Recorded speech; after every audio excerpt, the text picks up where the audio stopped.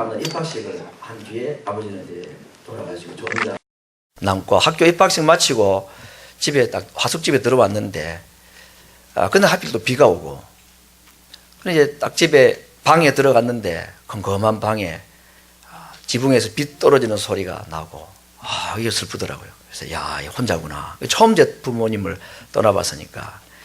근데 제가 이제 이런 생각을 하니까 나중에 제가 이 얘기를 하니까 저희 부모님은 참 우스웠는지 저보고 그러더라고요. 자식과 부모가 이렇게 고등학교 1학년 아이를 하숙집에 자취방에 떨어뜨려 놓고 간 부모 마음이 슬프겠습니까? 떨어진 자식 마음이 슬프겠습니까?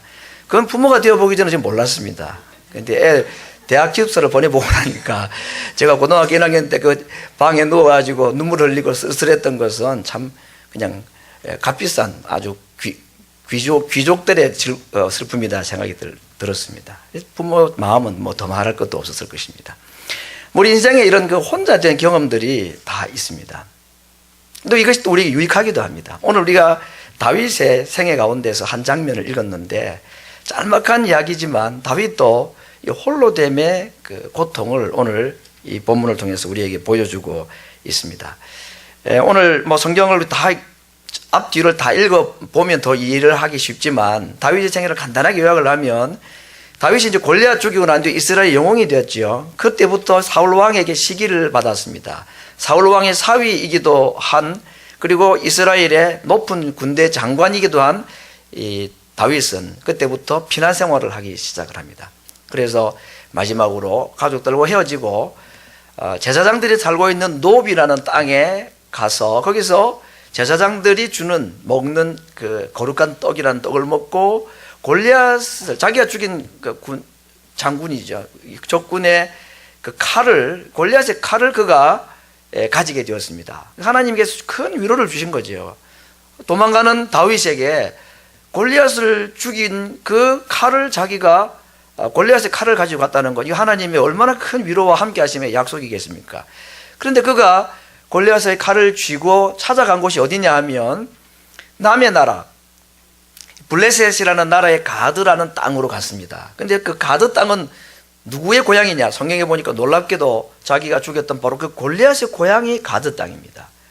그러니까 이제 다윗은 이스라엘 땅 안에는 자기가 안전하게 보호받을 수 없다고 생각하고 꾀를 내고 찾아간 곳이 남의 나라입니다. 여기는 사울이 공격해오지 못하니까 그래서 안전할 것이다 생각하고 갔는데 오히려 그 가드 왕의 신하들이 이 다윗을 시기를 하고 그래서 고발을 하고 해가지고 거기서 잡혀 죽게 될 위기에 처했을 때 그가 침을 수염에 흘리고 미친 사람처럼 이렇게 행동하고 해가지고 쫓겨나서 겨우 목숨을 구하고 돌아와서 도착한 곳이 오늘 읽었던 이 본문에 있는 아둘람이라는 지역입니다. 이 블레셋과 이스라엘의 국경지대에 있는 이스라엘에 속해 있는 영역인 땅인데 거기는 아마 동굴들이 많이 있었던 모양입니다.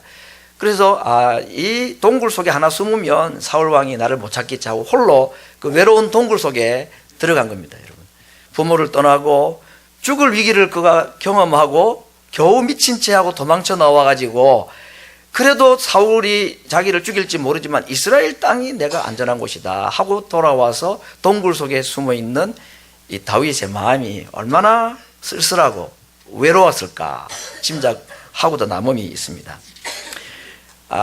그런데 하나님께서 이 홀로 된 다윗에게 사람들을 이제 한 명 한 명 보내주기 시작하는데 다윗이 돌아왔다는 소문이 났던 모양입니다. 그리고는 이제 가족들이 먼저 찾아왔습니다. 아버지, 어머니, 형제간들이 왔습니다. 뭐 당연하겠죠. 왜냐하면 그 사울 왕이 다윗을 미워하니 다윗의 가족들도 다 미워하고 그들도 죽이려 할 테니까 더 이상 그 가족들이 안전하지는 못하다 생각하고 도망을 쳐 나온 겁니다. 그래서 아들이 이 동굴 속으로 찾아 들어갔습니다. 위로가 되었겠죠. 그래서 헤어진 부모들을 만나게 되니까. 그러나 사실은 가족들이 함께 다니는 건 그에게도 위험하고 가족들에게도 좋지 않습니다. 그래서 뒤에 보면 이제 오늘 보니까 부모님들을 위해서 그가 모압이라는 땅으로 부모님들을 이제 모시고 갑니다. 거기에 모압 왕에게 부모들을 부탁을 하지요. 놀랍게도 이 모압이라는 나라는 오늘 이 다윗의 이제 부모를 쭉 거슬러 올라가면은 그 룻이라는 사람이 나오죠. 룻이 바로 이 다윗의 증조 할머니가 됩니다. 그 증조 할머니가 되는 이 룻의 고향이 모압 땅입니다. 그 참 놀랍습니다. 하나님께서 그 이방 나라에서 룻이라는 한 여인을, 그 룻기에 잘 나와 있는 이야기입니다. 그래서 이스라엘 땅으로 데려왔는데 거기에서 결국 다윗이라는 이스라엘의 왕이 태어나게 되죠. 그리고 그 부모를 이제 모시는 곳이 그 할머니의 어머니인 이 증조 할머니의 고향으로 모시고, 그래서 그런 관계 때문에 모압 왕이 다윗의 부모들을 영접을 해주는 이야기가 있습니다. 하나님의 특별한 섭리라고 볼 수 있겠죠. 그 다음에 찾아온 사람들이 누구냐 하면, 오늘 성경에 보니까 한 400명 가량의 사람들이 몰려왔다 그랬는데, 가난한 자, 빚진 자, 마음이 원통한 자, 마음이 상한 자, 이런 사람들이 몰려왔다고 그랬습니다. 여러분, 도망 다니는 다윗에게 이 400명의 정예 군사도 아니고 가난한 사람들이고 마음이 상한 사람들이고 원통한 사람들, 빚진 사람들, 이런 사람들이 반가웠겠습니까? 저 같으면 별로 안 반가울 것 같습니다. 혼자 도망 다니기도 쉽지 않은데 이런 사람들 데리고 어디로 다니겠습니까? 오히려 사울 왕에게 노출만 잘 되지 400명을 데리고 어떻게 다닌단 말입니까? 그런데 이 가난한 사람들이 오갈 데가 없으니까 이스라엘 땅에 있어도 사울에게 억울한 일을 당하고 거기서 자기들도 살아갈 수가 없고 하니까 다윗에게 찾아왔다는 겁니다. 그런데 다윗이 그들을 맞이해 줍니다. 그리고 그곳에서 함께 400명의 군대가, 군대라고 말할 것도 없는 아무튼 최초의 다윗 사람들, 다윗맨들이 거기서 이제 만들어지게 되었습니다. 여러분, 오늘 이 다윗이 동굴 안에서 부모도 만나고 400명의 사람들이 몰려왔지만 얼마나 힘들고 외로웠겠습니까? 이 동굴 안에서 어떤 생각을 하며 지냈을까? 성경에 보니까 시편 142편에 이때 다윗의 마음을 이렇게 표현했습니다. 동굴 안에서 지은 시라고 되어 있는데 이런 시가 있습니다. 내가 소리내어 여호와께 부르짖으며 소리내어 하나님께 간구하는도다. 내가 내 원통함을 그 앞에 토하며 내 우환을 그 앞에 진술하는도다. 그 감옥 같은 동굴 속에서 그가 하나님 앞에 한 것은 자기의 아픔, 슬픔, 자기의 고통을 하나님 앞에 토해냈다는 겁니다. 너무너무 괴롭습니다. 하나님, 왜 이렇게 제가 억울한 일을 당해야 합니까? 내가 괜히 골리앗 죽여가지고 골리앗만 죽였으면 이 고생 안 할 텐데, 이런 생각도 했을지 모르겠습니다. 자기의 지난 날의 삶이 후회가 되고 그럴 수도 있었을 것입니다. 그러나 그 가운데서 그는 하나님 앞에 동굴 속에서 기도했다 그랬습니다. 그 기도를 통해서 이 다윗이 깨달은 것을 계속 이어서 3절 5절에서 이렇게 표현하고 있는데, 내 심령이 속에서 상할 때에도 주께서 내 길을 아셨나이다. 나의 행하는 길에 저희가 나를 잡으려고 올무를 숨겼나이다. 내 우편을 살펴보소서. 나를 아는 자도 없고 피난 자도 없고 내 영혼을 돌아보는 자도 없나이다.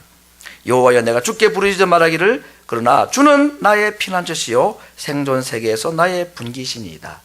자기를 도울 사람이 아무도 없고 자기를 죽일 원수들만 가득 안팎으로 가득 차 있는 그 동굴의 현실에서 그가 하나님께 기도하고 깨달았던 것이 뭐냐?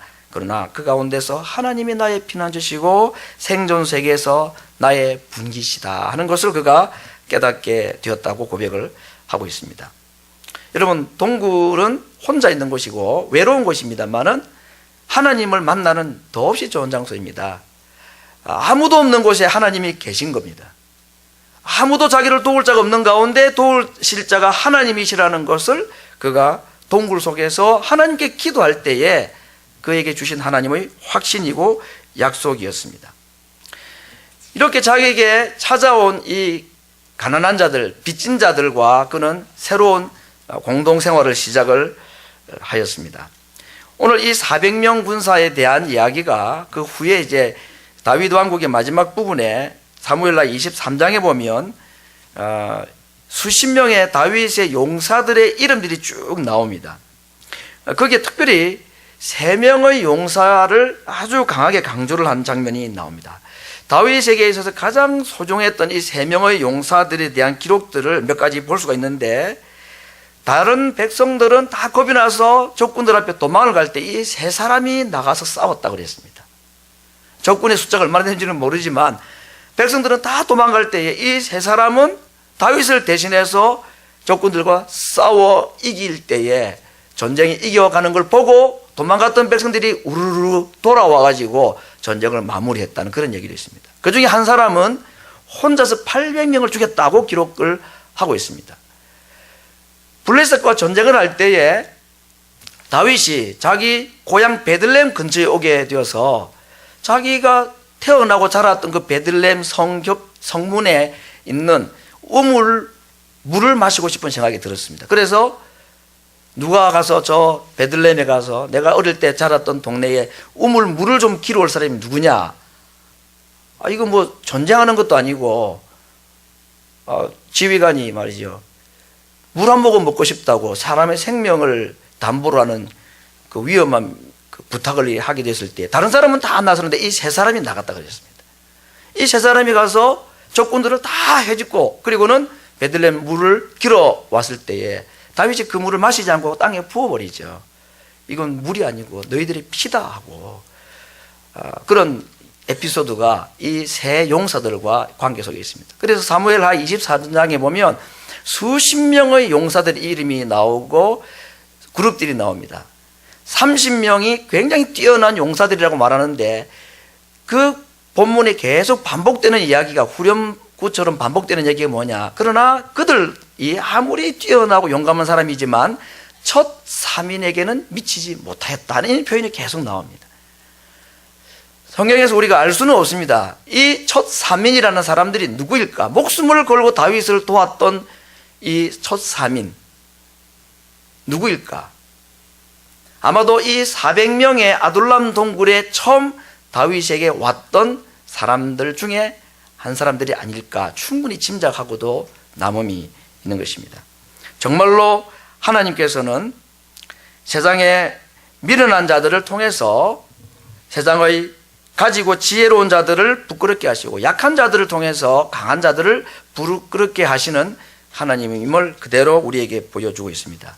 이 400명들 가난하고 빚질고 마음이 상하고 원통한 자들이 그렇게 무슨 교육을 제대로 받았겠습니까? 고상한 인품을 가지기라도 했겠습니까? 아마 정말 오합지졸고 같은 사람들 아니었겠나 싶습니다. 다윗으로서도 이들을 데리고 새로운 왕국을 건설한다는 것이 얼마나 부담스럽고 힘든지 모릅니다. 그러나 그들은 다윗과 함께 수년을 다니면서 다윗의 하나님을 그들은 보았습니다. 그리고 그들을 하나님께서 만지고 그들을 회복시키셔가지고 결국 다윗 왕국의 건설의 주역들로 하나님이 그들을 사용하시는 이야기인 것입니다. 하나님은 다윗을 화려한 왕궁에서 수백만의 이스라엘의 왕으로 세우시기 전에 어두컴컴하고 칙칙한 아둘람 동굴에서 왕으로서의 수업을 필요로 하셔서 그 수업을 먼저 받게 하셨습니다. 다윗이 예루살렘 궁으로 들어가기 위해서는 이 동굴 학교를 거치지 않으면 안 되었던 것입니다. 그래서 그곳에서 400명의 군인들과 함께 울고 함께 웃고 함께 아파하고 그들의 아픔의 이야기를 들으면서 그들이 당한 슬픔을 이야기를 들으면서 다윗은 진정으로 약한 사람들, 가난한 사람들, 고통당한 사람들, 불쌍한 사람들, 빚진 자들의 마음을 그 동굴에서 충분히 그는 경험을 하게 되어서 이스라엘의 왕으로서의 수업을 충실하게 받았던 것입니다. 오늘 이 다윗의 400명 군대의 모습과 전혀 다른 모습이 사울의 군대의 모습이 나타나 있습니다. 성경 사무엘상 14장 52절에 사울은 이런 표현을 썼습니다. 사울이 힘 있는 자나 용맹 있는 자를 보면 그들을 다 불러 모았더라 그랬습니다. 다윗에게 있는 사람들은 누구도 데려가고 싶지 않은 그런 정말 뜨내기들이고 어쩌면 불량자들이고 그런 자들이었지만 사울이 모은 사람들은 정말로 용맹한 군인들이었습니다. 좀 힘께나 쓰고 좀 전쟁이나 좀 한다 싶으면 다 불러 모았습니다. 자기 군대로. 다윗도 그래서 불려간 겁니다. 골리앗 죽인 것 때문에 그 어린 나이지만 나라의 중대한 군사 책임을 맡은 장관이 되었던 거 아닙니까?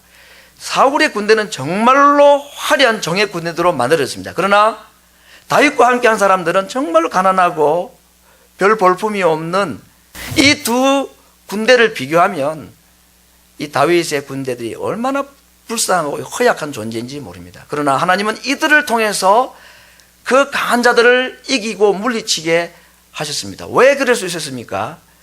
그 가운데에 있는 가난한 자들의 마음속에, 빚진 자들의 원통한 마음속에 서로가 서로를 이해하고 같은 처지임을 서로 아파하고 할 때에 보이지 않는 강한 하나됨과 결속력이라는 것이 생겼고, 서로가 서로를 이해할 수 있고 사랑할 수 있는 마음이 생겼을 때에 그곳에 하나님이 함께 하셨기 때문입니다.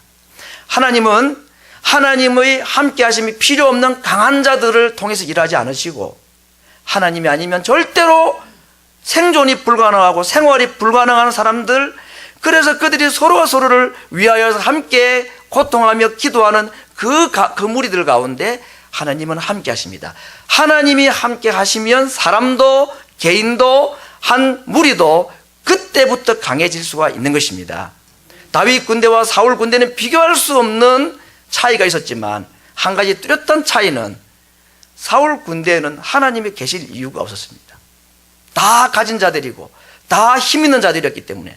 그러나 다윗의 군대는 다 하나님이 없으면 안 되는 사람들, 다 불쌍하고 가난한 사람들, 서로가 서로를 돌보지 않으면 안 되는 사람들, 서로가 그들을 사랑할 때에 하나님이 그들과 함께 하셔서 이 자그만 준비되지 아니하는 이 군대를 통해서 하나님은 다윗의 위대한 왕국을 세우기를 원하셨던 것입니다.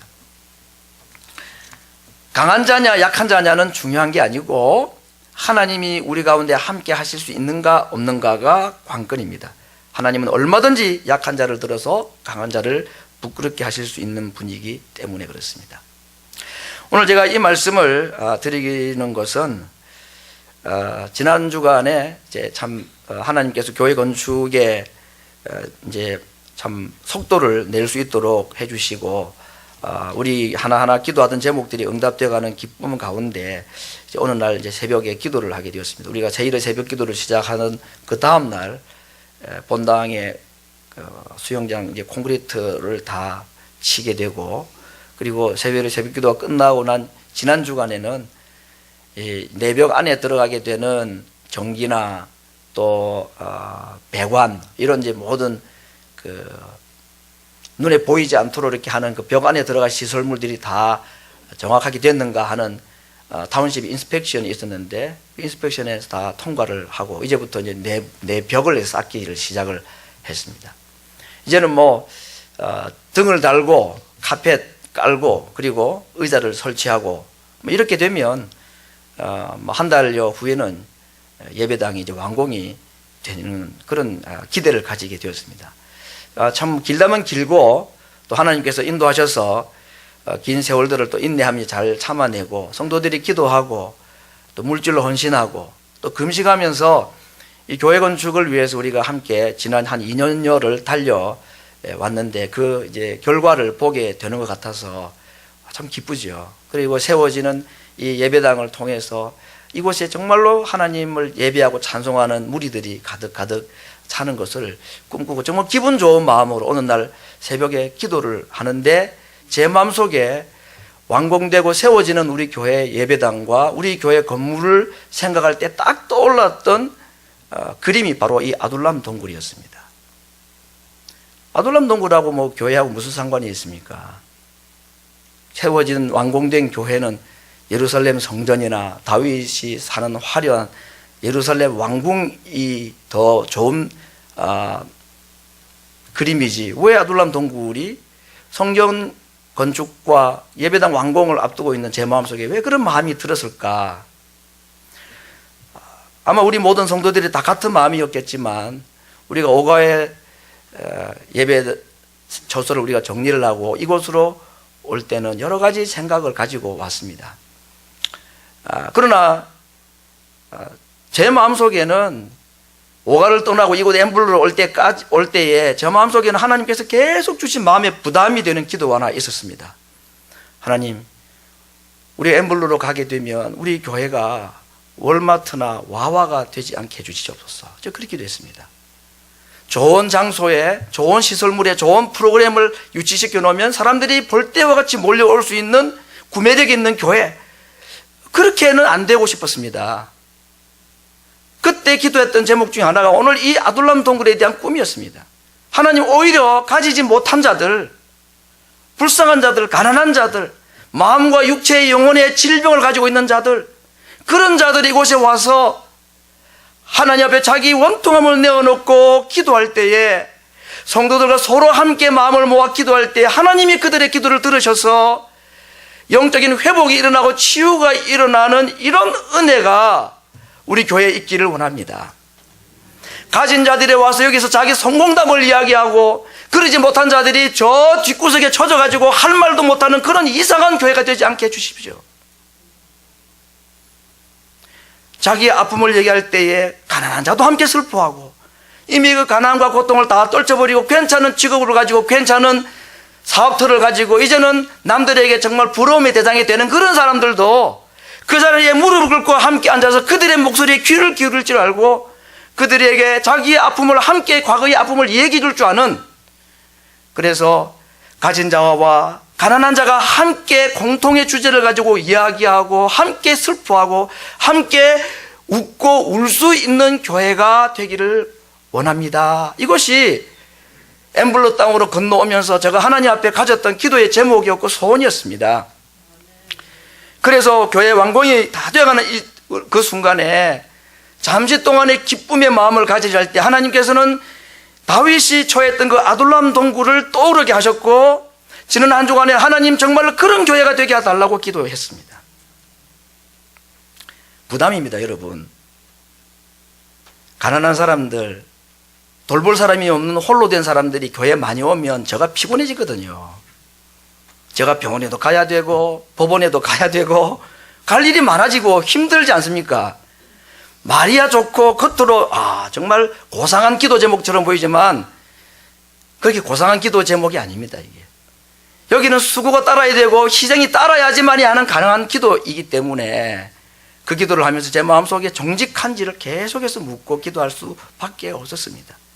그러나 아무리 생각해 보아도 잘 지어진 좋은 위치에 있는 교회에 모여있던 성도들이 자기 성공을 이야기하고 자기 자랑을 이야기하는 소리가 가득 찬 교회가 아니라 원통한 소리, 억울한 말, 고통의 울음소리, 통곡소리가 교회 안에 가득 차고 넘치고, 그러나 하나님께서는 그런 가난한 자와 약한 자들을 반드시 함께 하시고 세워주시고 회복하실 하나님이시기 때문에 그들이 영원히 그런 자리에만 머물러 있는 것이 아니라 영과 육의 혼의 회복을 가지고 치유된 상처 입은 자들로서 다른 사람에게 상처의 통로가 아니라 축복의 통로로 하나님 앞에 쓰임받는 교회, 그래서 또 다른 동굴맨들이 이 교회를 또 찾아오고 또 다른 가난한 자들, 또 다른 환난당한 자들, 또 다른 원통한 자들이 우리 교회에 찾아와서 함께 자기의 아픔을 이야기하고 기도하고 회복됨으로 말미암아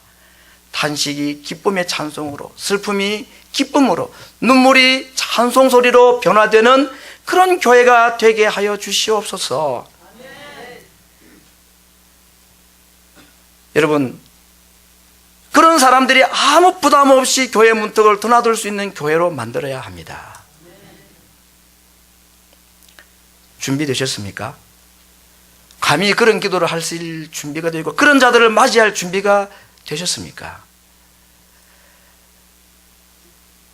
교회 건축을, 완공을 눈앞에 두고 있는 교회 성도들로서 오늘 화려한 예루살렘의 성전이나 솔로몬이 지었던 화려한 왕궁이 아닌 칙칙하고 어둡고 외롭고 고통이 있는,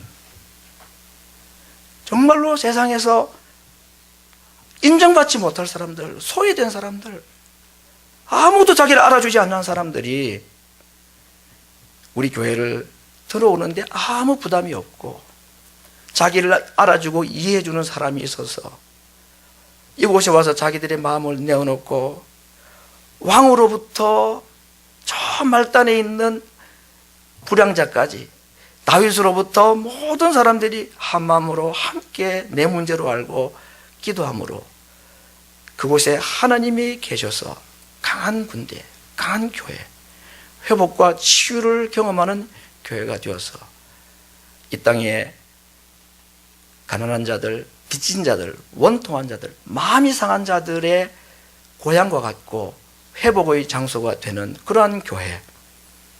건물은 지금 눈앞에 완공을 앞두고 있는데 하나님께서 꿈꾸시고 원하시는 이 아둘람 교회와 같은 모습은 우리에게는 여전히 부족하지 않나 하는 그런 마음 때문에 참 완공을 앞둔 이 기쁨보다는 우리가 지어드리지 못한 미완성된 아직도 너무나 부족한 우리 속에 지어져야 될 하나님의 교회의 모습을 안타까워하면서 오늘 모든 성도들과 함께 이 아침에 이런 마음으로 함께 기도하기를 원합니다.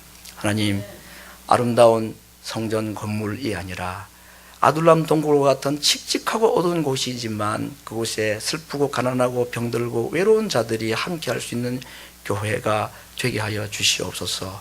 내가 그들의 친구가 되어줄, 기도자가 되어줄 마음을 저희들에게 허락해 주시기를 원합니다.